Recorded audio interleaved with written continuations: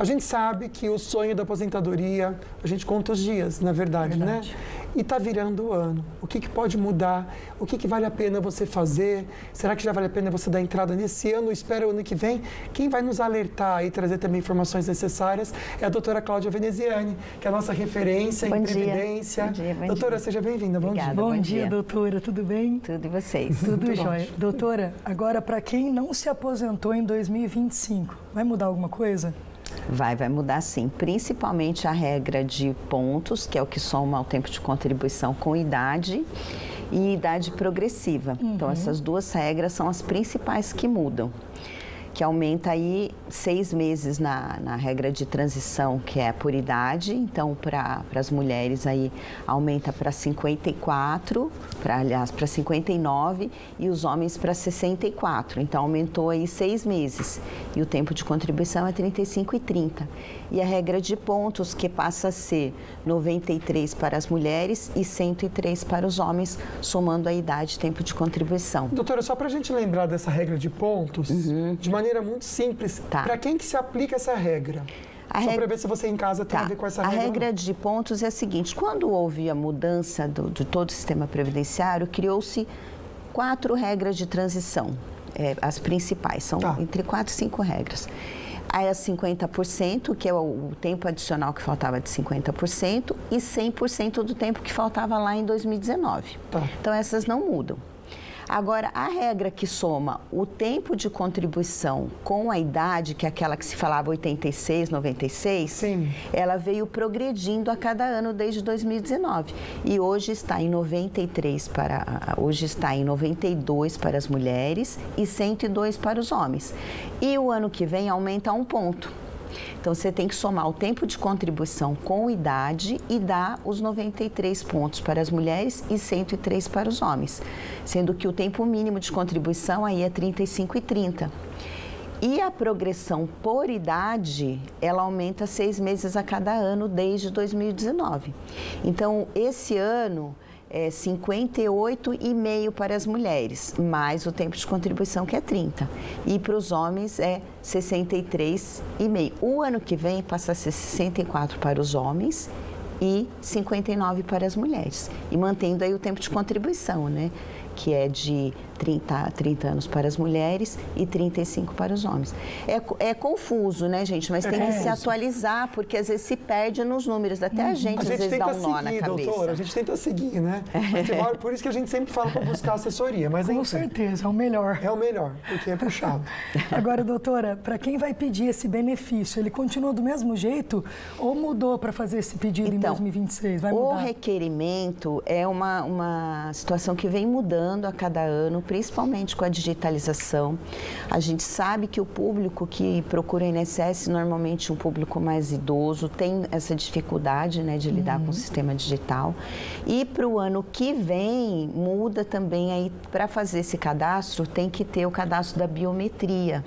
Né? Essa é uma mudança nova que foi implantada agora em novembro, a partir de 21 de novembro, e começa a valer a partir de maio. Então, para todos os segurados do INSS que vão fazer requerimento a partir de 2026, já tem que começar a providenciar a biometria. Como que faz isso? Através do SIM, que é aquela nova identidade, né? Do SIM que tem que ser feito a partir do ano que vem, ou pela CNH. Então, esse cadastro ele passa a ser obrigatório. Já está sendo divulgado e depois de maio não se consegue mais fazer requerimento sem esse cadastro junto a esses órgãos. Doutora, muitas vezes na hora de fazer o pedido, falta algum documento, a pessoa esquece alguma coisa. Quando falta documento, o INSS, ele pode negar o pedido, ele pode travar esse processo por falta de documento? Pode, isso tem sido um fato muito recorrente. O que acontece? Há casos em que o INSS ele abre uma exigência, então o segurado teria essa oportunidade de complementar o seu documento. Só que esse entendimento ele veio se modificando ao longo de muitos travamentos aí no sistema, né? Porque faltou documento, se for entendido que esse documento é indispensável para que seja concedido o direito, o INSS vai negar imediatamente, ele nem vai fazer exigência. Então, vou dar um exemplo para as pessoas entenderem, para ficar bem fácil. Fui lá no INSS, fiz um requerimento de pensão por morte. Deixei de juntar prova de que era casada, ou prova de que tinha aí uma união estável, ou de repente deixou de juntar a própria certidão de óbito. Vai indeferir, não vai nem abrir exigência. Porque são considerados documentos indispensáveis para confirmar o direito. Se for complementar, alguma coisa complementar, ok. O que o segurado perde com isso, tá?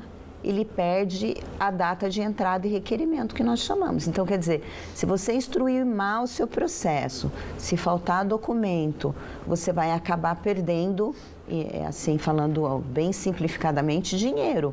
Porque vamos supor que esse requerimento demorou 4 meses para analisar. E aí, a hora que termina a análise, ele foi indeferido, você perdeu aí 4 meses de benefício. E não dá para pedir na justiça, viu, gente? Porque a justiça também entende que os documentos apresentados têm que ser completos. Doutora, você falou da biometria. Para quem já recebe a aposentadoria do INSS, é obrigado a fazer essa biometria ou pode bloquear o salário ali? Nossa, excelente pergunta, porque às vezes as pessoas ficam confusas nisso. Não tem perigo para quem já está recebendo o benefício, não é obrigatório. Então, fiquem tranquilos que não vai cortar o benefício de ninguém. Existe, sim, uma forte ação aí fazendo revisões de benefício, mas isso se aplica muito para quem está cadastrado no sistema único e deixou de fazer o cadastro. Mas com relação à biometria, para quem já recebe, não existe essa exigência. Isso aí é fake. Doutor, e os autônomos, né? Como que fica agora 2026? Tem mudança na parte de contribuição? É um alerta que a gente sempre traz para você que é autônomo também. Você pode ter sua previdência. Isso aí, verdade. Bom, além da questão fiscal, que o nosso colega falou agora há pouco, para o pessoal autônomo, que isso é importantíssimo, inclusive nós estamos vendo isso também, nós advogados. Todo mundo tem que se atualizar. O contribuinte individual autônomo, ele comete um erro gravíssimo no começo de ano. Porque ele, às vezes, continua fazendo a contribuição no ano seguinte com o valor do ano anterior. E o que acontece no começo do ano, gente? Muda o valor de salário mínimo. Hoje a gente não sabe exatamente quanto que vai ser, mas tem uma previsão aí de um aumento de 7,5%, que deve ir para 1.627 ou algo assim, né?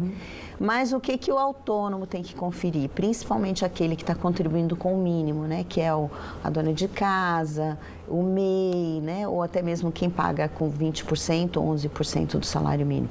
Conferir no mês de janeiro qual é o valor que foi aprovado para o salário mínimo. E aí atualizar suas contribuições previdenciárias. Porque o que vai acontecer? Não vai contar esse período. Não vai contar esse período. E aí vai aparecer lá no seu extrato de contribuição o indicador de pendência que pagou abaixo do salário mínimo. O que isso causa de prejuízo? Tem que pagar juros, tem que pagar correção. Se tiver prestes a pedir um benefício de auxílio-doença, um auxílio qualquer, pode trazer um prejuízo muito grande. Então, fica ligado no começo do ano, já atualiza essa alíquota e não deixe para depois, gente, que vocês podem fazer hoje, né?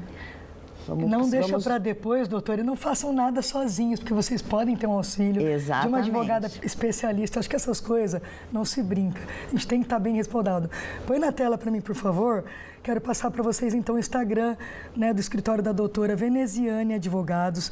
Já procura eles, porque aí você vai fazer tudo certinho, como deve ser, para não ter erro, né, doutora? Nem dor de cabeça.